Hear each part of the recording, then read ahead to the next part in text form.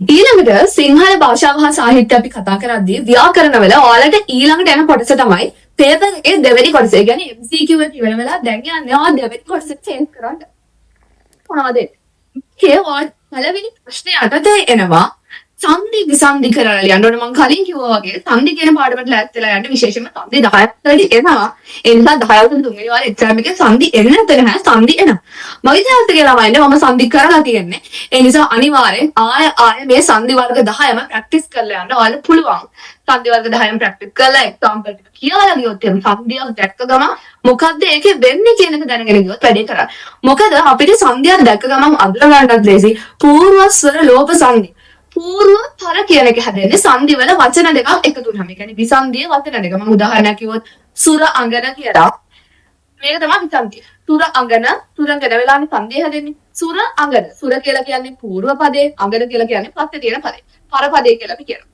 එතකොට සුර අංගන කියන එකේ අපි කොහොමද සුරංගන කියන එකට ගියේ? අයන්න කපලා. කොහොමද කැපුවේ? අයන්න. කැපුවට අපි ලක්ෂණ වචනයක් කියනවා සංදි වල. ඒ තමයි ලෝභය. right ලෝභය කියන වචනේ මම කපලා දාලා ලෝභය කියන එක පාවිච්චි කරලා මෙතන අයන්න කපලා වචනේ හදුවා. අයන්න හිතියේ කොහෙද? අයන්න සමුද ස්වරය.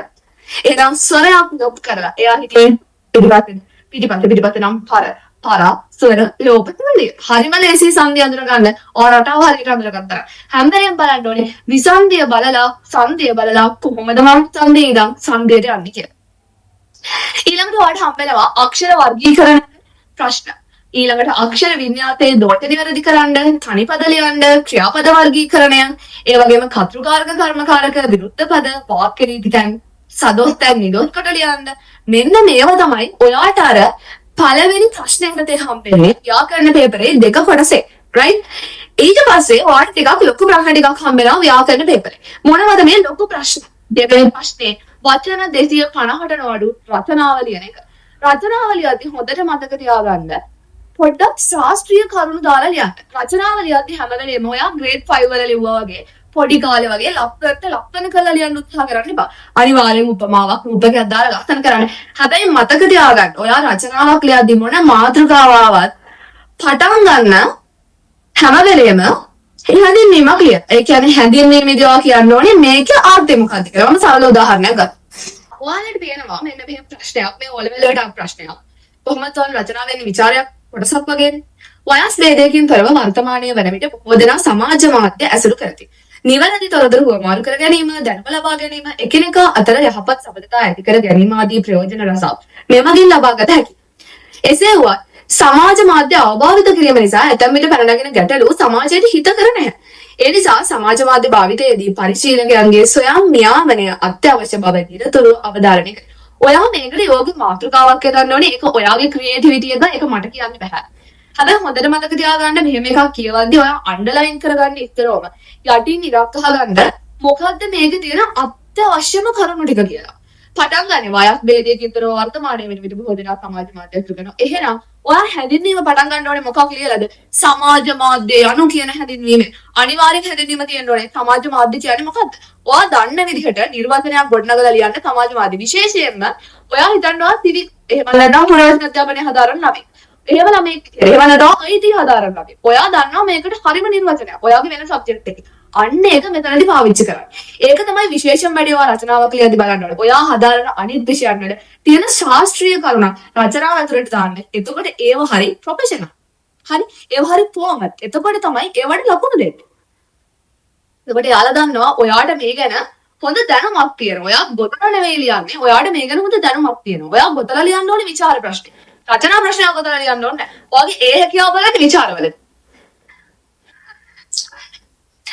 ඊළඟට ඔයාලට මේක කියවද්දී තේරෙනවා නේද? තොරතුරු වමක් කර ගැනීම, දැනුම ලබා ගැනීම, එකිනෙකා අතර යහපත් සබඳතා ඇති කර ගැනීම ආදී ප්‍රයෝජන රසක් මේ මගින් දෙන්න. එහෙනම් ඔයාගේ දෙවෙනි ඡේද වෙන්න ඕනේ සමාජ මාධ්‍යයේ තියෙන හොඳ පැතිකඩ මොනවද කියන එක. එහෙනම් ඔයා දන්නවා දැන් තුන්වෙනි ඡේදේ මේකෙත් වෙන නරක පැතිකඩ මොනවද කියන එක. ඒකත් එකම යාලක් කියලා දෙනවා සමාජ මාධ්‍ය අවභාවිතය කර. ඊට පස්සේ යාලා කියනවා එහෙනම් මෙතනදී පරිශීලකයන්ගේ ස්වයං නියාමනය අත්‍යවශ්‍යයි. එහෙනම් අපි ඊළඟ අවසාන ඡේදයෙන් කියනවා අපිට මේක වළක්වා ගන්න මොනවද කරන්න පුළුවන්. වළක්ව ගන්න, අවභාවිත වළක්ව ගන්න කරන්න පුළුවන්. යහපත් විදිහට භාවිතා කිරීම සඳහා කරන්න පුළුවන් දේවල් ඔයාගේ යෝජනා ටිකක් දාලා ස්වයං නියාමනය කියලා කියන්නේ තමන් විසින්ම කොහොමද තමන්ව පාලනය කරන්නේ, කොහොමද තමන් කන්ට්‍රෝල් වෙලා තමන්ගේ සෝෂල් මීඩියා account එක පාවිච්චි කරන්නේ, මෙන්න මේක ඔයාට පුළුවන්. අන්නේ ඒ කොටස දාලා රචනාව ඉවර කරනවා. ඔයාලට තේරෙනවනේ හැඳින්වීම ගත්තා, හොඳ පැත්ත කතා කරා, නරක පැත්ත කතා කරා, ෆයිනල් කන්ක්ලූෂන් එක. අවසාන නිගමනය විදිහට ඔයාලට පුළුවන් කතා කරන්න. මොනවද මේකේ තියෙන? මොනවද අපිට කරන්න පුළුවන්? මොනවද රජයට කරන්න පුළුවන්? මොනවද මගේ යෝජනා? මොකද්ද මගේ අවසාන නරක පැත්ත අයින් කරලා හොඳ පැත්තට යන්න පුළුවන් විදිය? මගේ අදහස. කියන එකෙන් පුළුවන් ඔයාලට රචනාවක් ලස්සනට ලියා ගන්න. නිසා හොඳට මතක තියාගන්න. මේක නම් මම හිතනවා ඔයාලට ව්‍යාකරණ පෙපරේ වෙලාව මදි වෙන ප්‍රමාණය අඩුයි. හැබැයි හැම වෙලේම රචනාවක් ලියද්දී ඒකට වෙලාවක් වෙන් කරගෙන වෙලාව ඇතුලේ ලියන්න ඕනේ. එහෙම නැති වුණොත් පේපර් එක වෙලාවට ඉවර කරගන්න බැරි වෙනවා. එහෙම වුණොත් ඒක ලොකු ප්‍රශ්නයක්.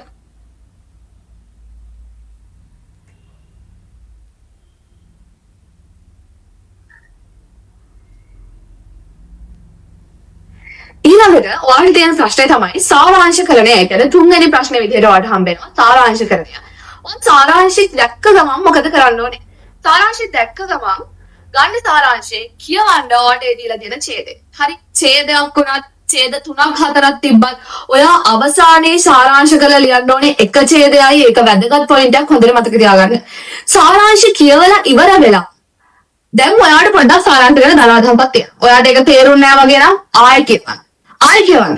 right? ඒක මේ කියවගෙන යන්න එපා. හොඳට අවධානයෙන් කියවන මාධ්‍යමේ කියන්නේ. ඊළඟට තුන්වෙනි පාර ඔයාලට පුළුවන් මේක දෙන වචන ටික ගණන් කරන්න. ඔයාලට ඔච්චර ගොඩාක් ඔච්චර ෆෝස් කරන්න ඕනේ නැත්තම් පළවෙනි පාර කියලා වචන ටික ගණන් කරලා කරුණු ටිකක් ඔලුවට දාගන්න පුළුවන් නම් ඒක කරා. බැරි නම් අර විදිහට වචන ටික ගණන් කරා. වචන ටික තුනෙන් බෙදුවා. තුනෙන් බෙදලා එන ගාන ගත්තා. එන ගාන කියලා හිතන්නේ ඔයා හිතන්න ඔයාලට හරිම ගාන එන්නේ නැහැ. ඔයාලට ළඟින් යන ගානක් ඒ. ඔයාලට ළඟින් යන ගානක් ආවොත් ඒ ළඟින් යන ගාන පොඩ්ඩක් ෂේප් එක ලියන්න ලකුණු හිතන්න 4-5 වචන 4-5 එහෙම වුණාට එහෙම ලොකු ප්‍රශ්නයක් නැහැ සාප්. හැබැයි ලොකු වචන ප්‍රමාණයක් හොර කරලා යටින් වචනේ බොරුවට දාන්න එපා. මොකද ඒක ටීචර්ස්ලාට තේරෙනවා මේ ප්‍රමාණය ලියවෙන්නේ කියලා පේපර් බලලා නිසා ඔයාලා හොර කරන්න එපා. හොර කරොත් අහු වෙනවා. හොර කරනකොට හොඳම දේ තමයි වචන ටිකක් කපලා හරි අගාට සාරාංශ ලියන්න. සාරාංශයේදී ඔයා දන්නවා උපමා රූපක ප්‍රස්තාව පිළිබඳව අනම්මනම් තියෙනවා නම් ඒවා අයින් කරන්න ඕනේ. ඊට පස්සේ ඔයා කෙටි වාක්‍ය ලියනවා නම් ඒක ඔයාගේ රටාව වඩ පුළුවන් තනි වාක්‍ය කරුණත් මේ රචනාව සාරාංශ ගන්න. හැබැයි ඔයා හොඳට මතක තියාගන්න ඔයා සාරාංශ ලියන්න ඕනේ වෙලාවක් ඇතුළත. ඒ කියන්නේ ප්‍රශ්නෙන් ප්‍රශ්නයට පිළිවෙලට යන්න. right? ඊළඟ කොටස තමයි ඡේදය බලා පිළිතුරු ලියනවා කියන එක. මම හිතන්නේ මේක තමයි ඔයාලට සිංහල වල තියෙන ලේසිම ප්‍රශ්නේ. මොකද ඡේදය කියවලා උත්තර ලියන්න තියෙනවා. මේකෙදි ඔයාලට පුළුවන් ක්‍රම දෙකක් පාවිච්චි කරන්න. මම ඉස්සරම කතා කරන්නම් පළවෙනි ක්‍රමය ගැන. පළවෙනි ක්‍රමයේදී ඔයා කරන්නේ ඉස්සරම ඔයා ඡේද කියවනවා. කියවලා ඉවර වෙලා ප්‍රශ්නේ බලනවා. ප්‍රශ්නේ බලපුවම දැන් ඡේද කියවපු එක සමහර වෙලාවට ඔයාගේ ඔළුවේ ඇති. එහෙම නැත්නම් ආයෙ ඡේදෙට ගිහිල්ලා එතන හොයාගෙන වැඩේ කරන්න. එහෙමත් නැත්නම් තව ක්‍රමයක් තියෙනවා. මේ ක්‍රමය තමයි මම පෞද්ගලිකව පාවිච්චි කරන ක්‍රමය. මේක සිංහල වලත් එහෙමයි, ඉංග්‍රීසි වලත් එහෙමයි. ඉංග්‍රීසි වලත් මේ ක්‍රමය පාවිච්චි කරපුවම මට ගොඩක් වෙලාවට වැඩිපුර ලකුණු ගන්න හම්බෙලා තියෙනවා. ඒ නිසා මේක තමයි මගේ මෙතඩ් එක. මම ඡේද කියවන්නේ නැහැ. ඡේද කියවන්නේ නැතුව මම යනවා ප්‍රශ්නෙට. ගිහිල්ලා පළවෙනි ප්‍රශ්නේ කියවනවා. පළවෙනි ප්‍රශ්නේ එයාලට ඕනේ මොකද්ද කියලා කියවපු ගමන් ඔයාට තේරෙනවා. කොහොමද පිළිවෙලටනේ ප්‍රශ්නේ අහන්නේ. දැන් ඔයා යනවා ඡේදෙට. ඡේද කියවගෙන යද්දි එයාලට ඕනේ එක ඔයාට ඡේදෙන් හම්බ වෙනවා. ඔයා ඒකට පැන්සලෙන් යටි කියවන්න ගන්නවා. ඉරක් ගහලා ඉවර වෙච්ච ගමන් ආයෙ ඔයා ඡේද කියවන්නේ නැහැ. එනවා දෙවෙනි ප්‍රශ්නෙට. මේ විදිහට පිළිවෙලට ගියාපම අවසානයේ ඉරි ඇඳලා දෙයි ඔයාගේ උත්තර ටිකට. ඊට පස්සේ ඔයා නැවතත් ප්‍රශ්නේ කියවනවා. ඡේදයේ ඉරි ගහලා තියෙන තැන ආයෙ කියවනවා. ඩබල් චෙක් වෙනවා. ඊට පස්සේ උත්තරේ ලියනවා. මේක තමයි මගේ ක්‍රමය. ඔයාලට පුළුවන් ඔයාගේ මෙතඩ් එක අනුගමනය කරන්න. හැබැයි මම හිතනවා මේ ක්‍රමය ගොඩක් හොඳයි සිංහල වලට විතරක් නෙවෙයි. ඔයාගේ ඉංග්‍රීසි ඡේද බලලා උත්තරේ ලියන එකටත් ඒක වැදගත්. ඊළඟට ඔයාලට තියෙනවා පස්වෙනි ප්‍රශ්නේ අත්පත්‍රිකාවක් දැක්වීමක් හෝ පුවත්පත් වාර්තාවක් එහෙම නැත්නම් රාජකාරී ලිපියක් ලියන්න. අත්පත්‍රිකාවක් ලියන්නේ කොහොමද? දැන්වීමක්. මේවා ගැන ලොකුවට හිතන්න එපා. ලොකුවට ටොපික් එක දාලා පොඩ්ඩක් එහෙම වටපිටාවේ ඩිසයින් එකක් දාලා ලොකු ඩිසයින්ස් දාන්න එපා. චිත්‍ර අඳින්න කාලේ නාස්ති කරන්න එපා. කාලේ තිබ්බොත් ඒක කරන්න. ඔය පේපර් එක කලින් ඉවර නම් ටෙස්ට් එකේ ඔලුව තියාගන්න එපා. පොඩි ඩිසයින් එකක් දාන්න ඔයගේ අත්පත්‍රිකාව. ඊළඟට ඔයාලට පුළුවන් දැන්වීමක් හදන්න. මේ වගේ දේවල් හදන්න. සාමාන්‍ය පුවත්පත් වාර්තාවක් හදන්න ඔයා දැනගෙන ඉන්න ඕනේ.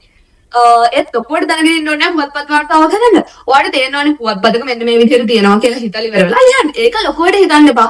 පුවත්පත් වාර්තාව කිව්වම වචනෙට බය වෙන්න එපා. නිකම් හදන්න. මොකද ඔයාලගේ පොතේ ඔයාලට සජෙස්ට් කරලා දීලා දෙනවා පුවත්පත් වාර්තා පත්‍රිකා දැන්නේ. ඒක පොඩ්ඩක් කියවලා අරගෙන ඔයාලට ඉංග්‍රීසි වල නොටිස් කියන එකේ ඔයාලා ස්ට්‍රක්චර් එක දන්නවනම් අයි ඔයාලට බැරි සිංහල වල ලියන්න ඔයාලට බුලක් සිංහල වලත් ලියන්න. රාජකාරී ලිපි වල ලියන්න නම් හොඳට මතක තියාගන්න. ඔයාලා ස්ට්‍රක්චර් එක දැනගෙන ඉන්න ඕනේ. එහෙම නැත්නම් ඒක ලියන්න එපා. විනාඩි 5න් කියන්නම් විනාඩි 2කින් කියන්නම් රාජකාරී ලිපියේ ස්ට්‍රක්චර් එකත් ඔයා මේක පටන් ගන්න ඕනේ යවන්නාගේ ලිපිනේ ලියලා ඊළඟට ඔයා දිනේ දානවා ලබන්නාගේ තනතුර සහ ලිපිනය ඊළඟට තියෙනවා සැලියුටේෂන් එක. එහෙම නැත්නම් මොකද්ද? අපි අර කරු මහත්මයාණෙනි කරු මහත්මියනි කියලා දාන කොටස තියෙන්නේ. අන්න ඒක. ඒක දාලා ඉවර වෙලා ක්‍රමාවක් දාලා ඔයා අන්ඩර්ලයින් টොපික් එකක් ඊළඟට දෙන්න ඕනේ. අයි මම මේ ඉංග්‍රීසි වලින් කතා කරා.